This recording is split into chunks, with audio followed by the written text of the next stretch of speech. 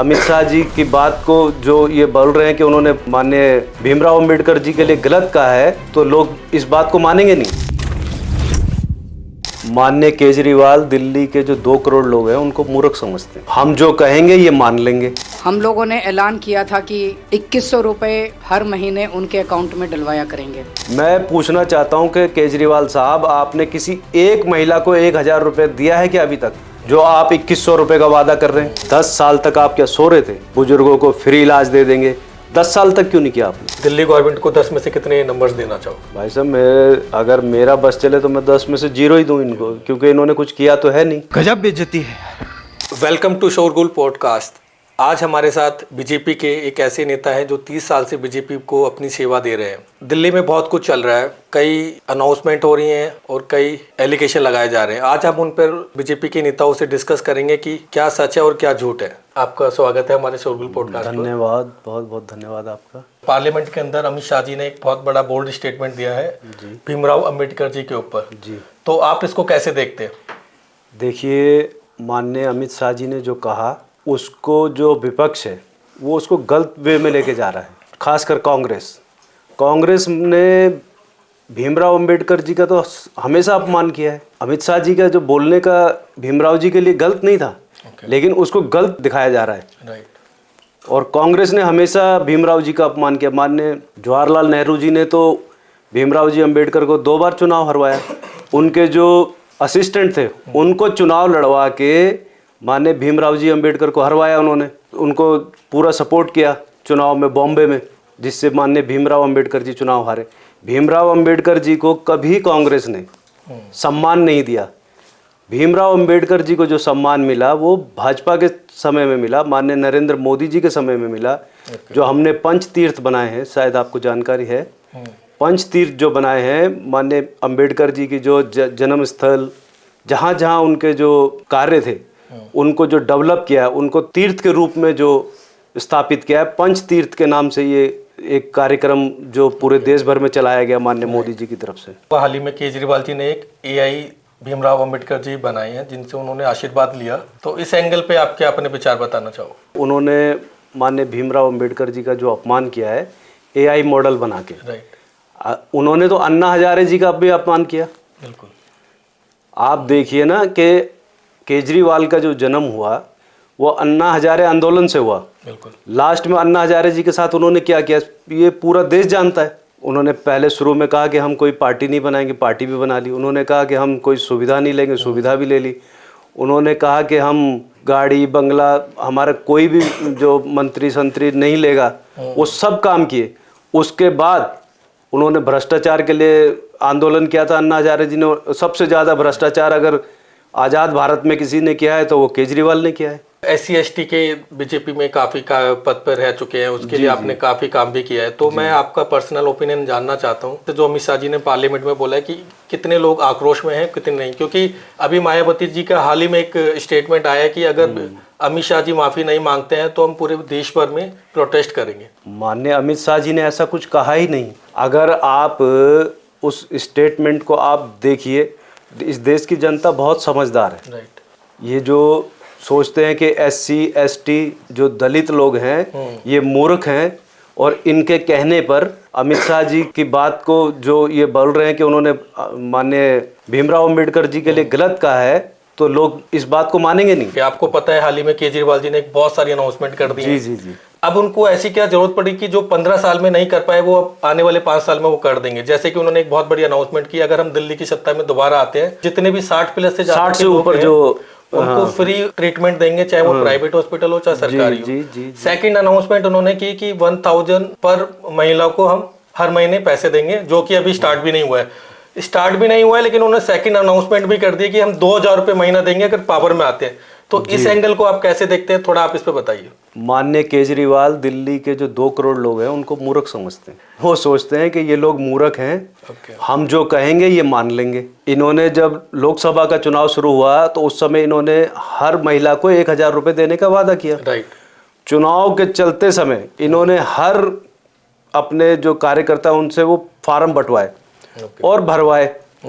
मैं पूछना चाहता हूं कि केजरीवाल साहब, आपने किसी एक महिला को 1000 रुपये दिया है क्या अभी तक, जो आप 2100 रुपये का वादा कर रहे हैं। आपने पिछला फार्म भरवाया, आप पहले उसके पैसे डाल दीजिए, 2100 तो आप बाद में डालेंगे। अब दूसरी बात हो गई कि वृद्ध लोगों को ये फ्री इलाज देंगे। राइट। भारत सरकार की एक योजना चलती है आयुष्मान भारत, 5 लाख रुपए उसमें मिलते हैं। कार्ड बनता है, पहले एडवांस में पैसा जमा होता है और उसके बाद वो फिर कहीं भी आदमी इलाज करा सकता है। तो ये जो आप बता रहे हो, ये योजना सेंट्रल गवर्नमेंट की तरफ, सेंट्रल गवर्नमेंट की योजना है, पूरे देश भर में लागू है। केवल दिल्ली, पश्चिम बंगाल और झारखंड, जहां भाजपा की सरकारें नहीं है वहां लागू ये लोग नहीं करते। ऐसी आपको क्या परेशानी है जो इस योजना को आपने दिल्ली में पिछले 10 साल से लागू नहीं होने दिया?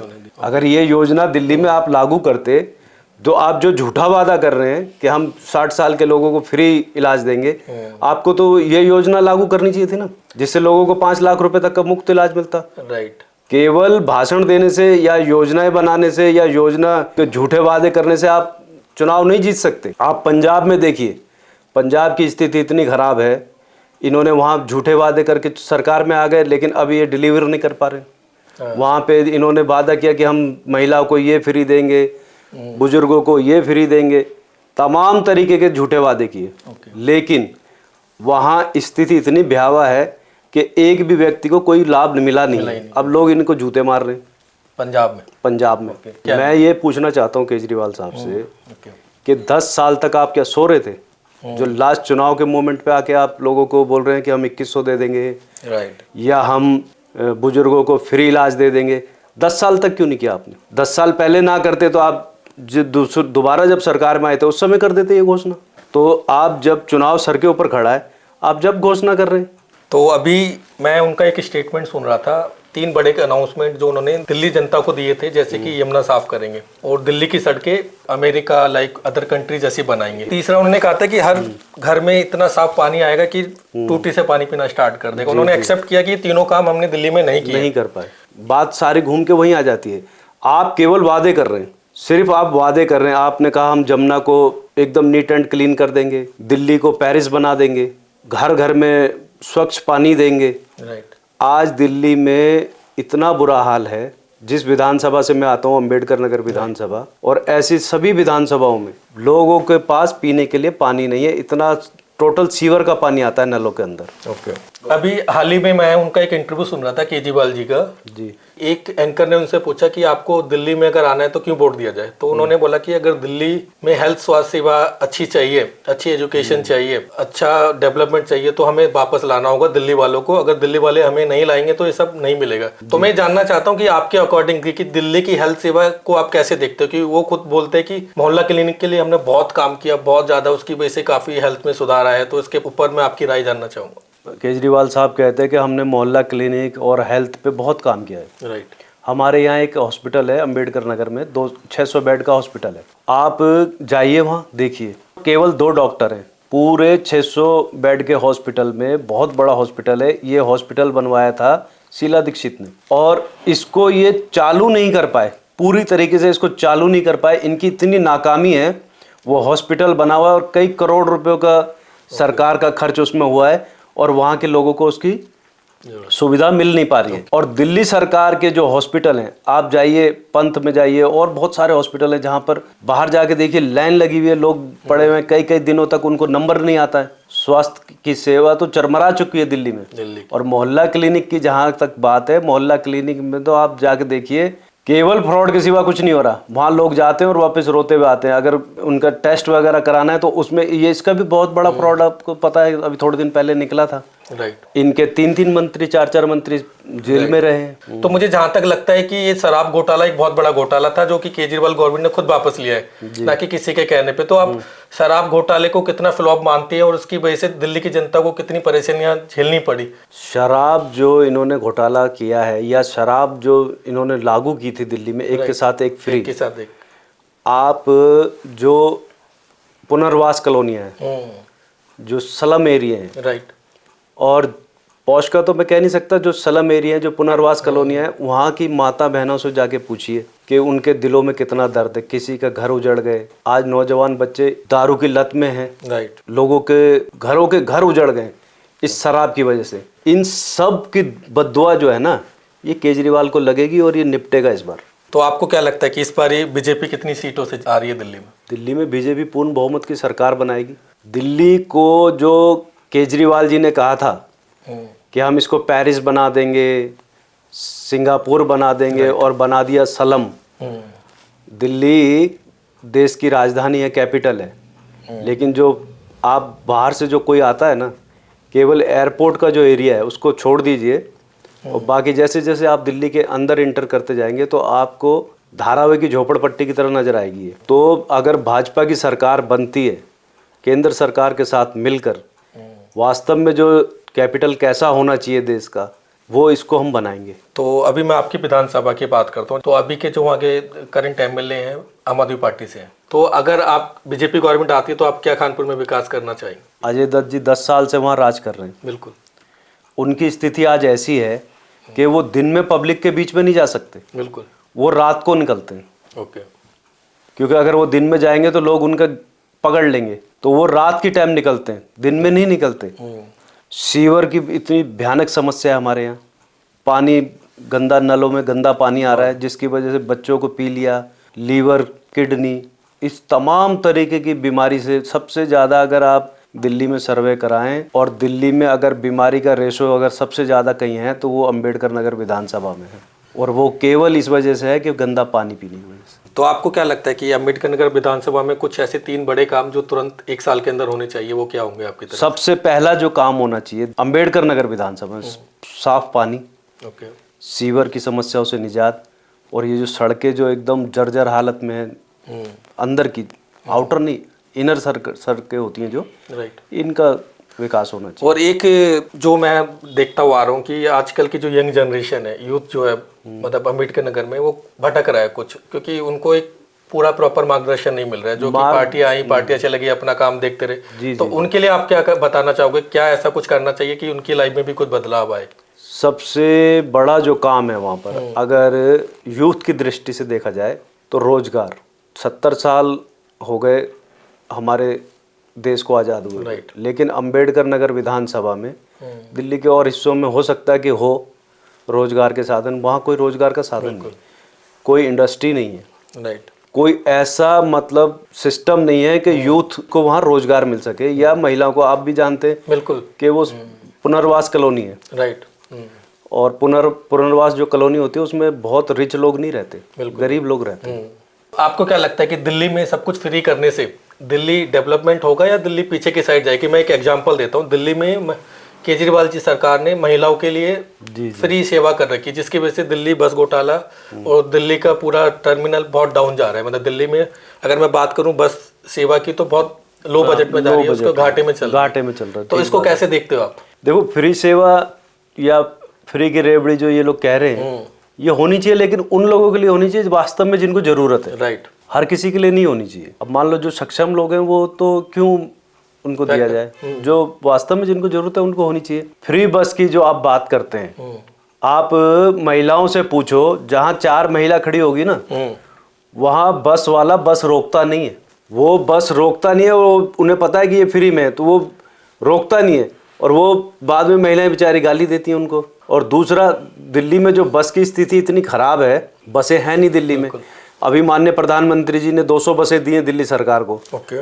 बसें केंद्र सरकार ने दी, लोबो दिल्ली सरकार लगा के चला रही है, राइट। उसके ऊपर जो लोबो है वो दिल्ली सरकार अपना लगा के चला रही है, जबकि वो केंद्र सरकार ने दिए। तो ऐसे नेता का क्या करना और ऐसे फ्री का क्या करना जब आपके पास व्यवस्था ही नहीं है। राइट। और उनके जो मंत्री थे, आई थिंक गहलोत जी थे, जी, उन्होंने खुद एक्सेप्ट किया कि बहुत बड़ा घोटाला हुआ है, बहुत बड़ा घोटाला, और उन्होंने वो पार्टी छोड़ भी दिया। आप 30 साल से भारतीय राजनीति में काम कर रहे हो, तो आपके फेवरेट मिनिस्टर कौन है, इसको आप फॉलो करते हो, जिनसे आप बहुत इंस्पायर्ड रहते हो? मेरे जो फेवरेट है मेरे प्रधानमंत्री हैं। अच्छा। माननीय मोदी जी देश के लिए समर्पित हैं। सबको मालूम है जो काम मोदी जी ने देश के लिए कर दिया, ना तो भूत में ना भविष्य में कोई नहीं कर पाएगा उस काम को, ना भविष्य में कोई करने वाला होगा, ना जो पीछे जो चले गए हैं ना वो कर पाए। धारा 370 खत्म कर दी, जो भी इस देश के जटिल मुद्दे थे लगभग वो उन्होंने निपटा दिए। तो क्या लगता है कि आपको इस बार दिल्ली में आम आदमी पार्टी की कितनी सीटें आएंगी और कहाँ तक वो सिमट जाएगी? मुझे लगता है आम आदमी पार्टी बहुत ज़्यादा सीटें, 10-12 पे सिमट जाएगी। 5-7 सीटें कांग्रेस की होंगी, बाकी बीजेपी की सीटें। अच्छा, तो आप इतना कॉन्फिडेंस के साथ कह रहे हो कि आपने इंटरनल कोई सर्वे कराया है? इंटरनल सर्वे नहीं है, हमारे जो पार्टी है, हमारा जो संगठन है, वो कोई एक दिन के लिए चुनाव में नहीं उतरता। हम तो 24/7 और 365 दिन चुनाव में रहते हैं और जनता के बीच में रहते हैं। तो 30 साल से आप भारतीय जनता पार्टी में सेवा दे रहे हो, तो मैं आपसे जानना चाहता हूँ कि 30 साल पहले पार्टी में क्या होता था जो अब 30 साल के बाद काफ़ी बदल गया, तो आप थोड़ा मुझे बताओगे आप अपनी जर्नी के बारे में? मैंने मंडल से शुरू किया था, मंडल से जिला, जिले से फिर प्रदेश, फिर राष्ट्र, इस तरीके से मेरी जर्नी रही है। और 30 साल पहले क्या होता था और अब क्या होता है। 30 साल पहले भाजपा को इतना लोग समझते नहीं थे, भाजपा के बारे में लोग इतना जानते नहीं थे, लेकिन धीरे धीरे धीरे लोगों ने अपना जीवन पार्टी के लिए खपा दिया। हमारे जो शीर्ष बड़े बड़े नेता रहे, जिन्हें हम अपने पूज्य ने मानते हैं, उन्होंने अपना जीवन खपाया इस पार्टी में, तब जाके आज ये दिन देखने को मिला है। तो आपने लाल कृष्ण आडवाणी के साथ भी काम किया? जी, मैंने लाल कृष्ण आडवाणी जी के साथ, अटल बिहारी वाजपेयी जी के साथ, मोदी जी जब हमारे संगठन मंत्री थे उनके साथ भी किया है मैंने काम। उस समय मैं युवा था तो युवा मोर्चा में करता था। ओके जी, अभी भी आप युवा ही हो। तो आप इसको कैसे देखते हो कि मोदी जी जब गुजरात में मुख्यमंत्री रहते थे तो उनके ऊपर भी कई एलिगेशन लगे थे, आज भी बहुत सारे एलिगेशन लगते हैं, लेकिन उनका मैंने एक चीज़ देखी है कि वो सिर्फ उस पर फोकस करते हैं कि मुझे कहाँ तक जाना है, पीछे लोग मेरे बारे में क्या बोल रहे हैं, कितना बोल रहे हैं, उस पर ज़्यादा फोकस नहीं करते। तो इस पर्सनैलिटी के बारे में आप क्या बताना चाहोगे? देखिए, सबको मालूम है मोदी जी का जो जीवन है वो कैसा रहा। एक लोग बहुत तरीके की बातें करते हैं, लेकिन सबको मालूम है कि मोदी जी एक बहुत छोटे घर से निकल के आए हैं। राइट। और उन्होंने बहुत मेहनत करी है, इतनी मेहनत करी है, अथाह मेहनत करी है। और आज भी, जब वो यंग थे तब तो करते ही थे। राइट। आज वो उनकी एज 70 के ऊपर है, लेकिन आज भी वो उतनी ही मेहनत कर रहे हैं। राइट। और बल्कि ज़्यादा कर रहे हैं, उससे पहले से ज़्यादा अब मेहनत कर रहे हैं। उनका शुरू से एक ही लक्ष्य है कि इस देश को कैसे बेहतर बनाया जाए, इस देश के जो आम गरीब जनता है उसको कैसे उनका जीवन में सुधार लाया जाए। आप 2014 से पहले के भारत को देखिए, बिल्कुल बहुत चेंज है, और आज के भारत को देखिए, आपको जमीन आसमान का फर्क मिलेगा। बिल्कुल। शौचालय का जो आदमी कोई सोच नहीं सकता कि हर घर शौचालय होना चाहिए, वो मोदी जी ने सोचा और मोदी जी ने दिया। आप पहले जो हमारी माताएं बहनें थी, या हम स्वयं भी अपने आप को भी कह सकते हैं कि हमारी क्या स्थिति रहती थी, लेकिन हर घर शौचालय से देश का बहुत सारा जो इंफ्रास्ट्रक्चर है या देश के जो तरीका है वो बहुत बदला है। बहुत बदला है। पहले लोग खेतों में जाते थे, रोडों पे बैठ जाते थे। जो चीज़ 70 सालों में पहले के लोगों ने कभी सोची नहीं, ये मोदी जी के दिमाग में आई। मोदी जी ने इस काम को करके दिखाया। आपने खुद बोला कि मोदी जी बहुत गरीब घर से आए और उन्होंने यहाँ तक का सफ़र तय किया। तो इसमें मैं जानना चाहता हूँ, आप भी एक ऐसे एरिया से निकल के यहाँ तक पहुँचो, आपने भी बहुत हार्ड वर्क किया, बहुत चीज़ें देखी आपने, बहुत फेलियर्स भी देखे, बहुत सक्सेस भी देखी। बट कुछ यंग लोग हैं आज की डेट में, करना तो बहुत कुछ चाहते हैं, लेकिन उनके पास ना क्लैरिटी नहीं होती लाइफ में, कहीं ना कहीं आके वो थक जाते हैं और चीज़ें गलत डायरेक्शन पकड़ लेते हैं। तो ऐसे लोगों को क्या टिप्स देना चाहोगे कि वो अपने मकसद पर बढ़ते रहें और अपना टारगेट अचीव कर लें? मैं अपने साथ के युवा, जितने भी युवा साथी हैं या मुझसे छोटे भी बहुत हैं, मैं उनको ये कहना चाहता हूँ, आप देश में जो योजनाएं चल रही हैं प्रधानमंत्री की, आप उनसे जुड़िए। आपका जो भी टारगेट है, मान लो आपको कोई एक कारीगर बनना है, तो बहुत सारी योजनाएं प्रधानमंत्री जी ने चला रखी हैं, तो आप उनसे जुड़िए और उसमें आप आगे बढ़िए और उसको अपनाइए। आपका भविष्य जरूर अच्छा होगा उससे। आप दिल्ली को आने वाले 10 साल में कहाँ तक देखते हो, और मतलब क्या क्या विकास जो अभी 10 साल में होने बहुत ज़रूरी है, तो उसका एक रोड मैप आपके माइंड में होगा, क्योंकि आप दिल्ली को 30 साल से देखते हुए आ रहे हैं। तो जी, मैं दिल्ली की जनता से एक ही अपील करना चाहता हूँ, आप मोदी जी के हाथ को मजबूत कीजिए, दिल्ली में भाजपा की सरकार बनाइए। केंद्र सरकार और दिल्ली सरकार मिलकर अगर दोनों में भाजपा की गवर्नमेंट होगी तो आने वाले 5 साल में दिल्ली का जो नक्शा है वो माननीय प्रधानमंत्री जी मिल और हम दिल्ली की सरकार मिलकर चेंज करेंगे। और इतना चेंज करेंगे कि आप अगले 5 साल में जब चुनाव में जाएंगे तो आपको वास्तव में लगेगा कि दिल्ली दिल्ली है, दिल्ली देश की राजधानी है। लेकिन उसके लिए आप लोगों को भी आगे बढ़ के आना होगा। केवल एक झूठे व्यक्ति के झूठे वादे पर ना जाएं और देश के प्रधानमंत्री और देश की राजधानी को कैसे सुंदर बनाना है, उसके लिए आप भाजपा को वोट करें। क्या लगता है कि मनीष सिसोदिया जहाँ पर वो 10 साल से पावर में थे तो उन्होंने वहाँ पे काम नहीं किया? देखिए, जिस तरीके से उन्होंने सीट बदली है तो जाहिर सी बात है, आप अगर वहाँ काम कर रहे थे बिल्कुल। तो आपको कहीं जाने की जरूरत नहीं कि अगर आप काम कर रहे हैं तो आप अपनी जगह को नहीं बदलेंगे, क्योंकि लोग आपसे प्यार करते हैं अगर आपने लोगों के लिए काम किया है। सही बात। और आप एक जगह झूठ बोल के एक बार दो बार आ गए तो तीसरी बार आप झूठ नहीं बोल पाते, इसलिए आपने सीट बदल ली। अब आप नई जगह जा रहे हैं, वहां नया झूठ फैलाएंगे। लेकिन जंगपुरा विधानसभा है, वहां के लोग समझदार हैं। जो व्यक्ति 10 साल वहां कुछ नहीं कर पाया तो यहाँ इनके लिए, बेचारों के लिए क्या करेगा, तो वो जवाब देंगे उनको। पिछले 10 साल में जो शीला दीक्षित जी कर गई, राइट, उसके बाद कहीं एक फ्लाईओवर नहीं बना, कहीं कोई नया कुछ केजरीवाल साहब कर नहीं पाए। क्या लगता है आपको, दिल्ली में जो सफाई होनी चाहिए थी वो हो रही है अभी नहीं? निगम में आम आदमी की सरकार है, और जैसे मैं तो अपने क्षेत्र की बात करता हूँ, आप वहाँ जाइए मदनगिर वार्ड में, पुष्पबिहार वार्ड में अंबार लगा हुआ है कूड़े का। करप्शन इतना है कि जो बेचारे मोची जो बैठते हैं ना रोड के ऊपर, उन्हें भी नहीं बकस रहे। तो आप दिल्ली गवर्नमेंट को 10 में से कितने नंबर्स देना चाहोगे? भाई साहब, अगर मेरा बस चले तो मैं 10 में से 0 ही दूं इनको, क्योंकि इन्होंने कुछ किया तो है नहीं। बहुत अच्छा, आपने सभी क्वेश्चंस का बहुत अच्छे से आंसर दिया। और दोस्तों, अगर आपको हमारा वीडियो ये अच्छा लगा तो प्लीज़ लाइक एंड शेयर। धन्यवाद, नमस्कार।